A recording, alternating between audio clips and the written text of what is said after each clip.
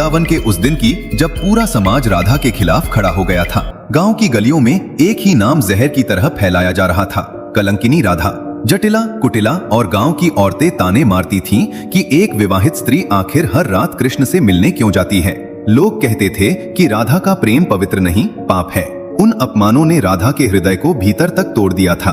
पूरा वृंदावन उनकी ओर ऐसे देखता था जैसे उन्होंने कोई अक्षम्य अपराध कर दिया हो। तभी अपनी हलादिनी शक्ति के इस अपमान को रोकने के लिए कृष्ण ने एक ऐसी लीला रची जिसने पूरे वृंदावन को हिला दिया। अचानक एक दिन कृष्ण गंभीर रूप से बीमार पड़ गए।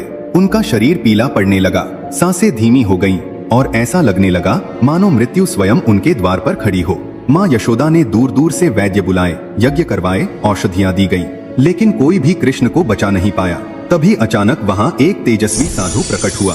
उसने कृष्ण को देखा और फिर पूरे गांव के सामने एक भयानक शर्त रख दी। उसने कहा, कृष्ण तभी बचेंगे जब इस नगर की सबसे पतिव्रता और शुद्ध स्त्री यमुना से जल लाकर उन्हें पिलाएगी। लेकिन शर्त यहीं खत्म नहीं हुई। वह घड़ा मिट्टी का नहीं बल्कि हजारों छेद वाली छलनी जैसा होना चाहिए, और यदि उस स्त्री का चरित्र जरा भी अपवित्र हुआ तो जल की एक बूंद भी उसमें नहीं टिकेगी। यह सुनते ही एक एक कर वे सभी स्त्रियां आगे आने लगी जो कल तक राधा को बदचलन कह रही थीं। लेकिन जैसे ही वे यमुना में उस छलनी को डुबोती, सारा पानी नीचे बह जाता।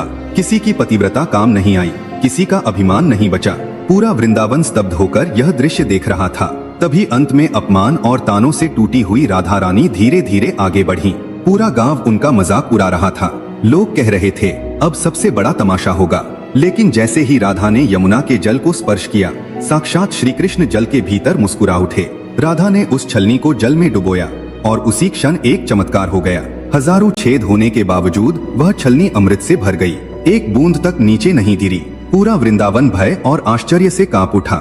राधा जैसे ही वह जल कृष्ण के पास लेकर पहुंची, कृष्ण ने वह जल पिया और तुरंत स्वस्थ हो गए। फिर श्री कृष्ण ने पूरे समाज की आंखों में आंखें डालकर कहा, राधा कलंकिनी नहीं है, वह इस सृष्टि की सबसे पवित्र शक्ति है। उस दिन वृंदावन को समझ आया कि राधा का प्रेम शरीर का नहीं, आत्मा का था। जहाँ स्वार्थ नहीं होता वहाँ लगाया गया कलंक भी सत्य के आगे टूट जाता है। इसीलिए आज भी कृष्ण का नाम राधा के बिना अधूरा माना जाता है। और शायद यही कारण है कि दुनिया पहले राधे कहती है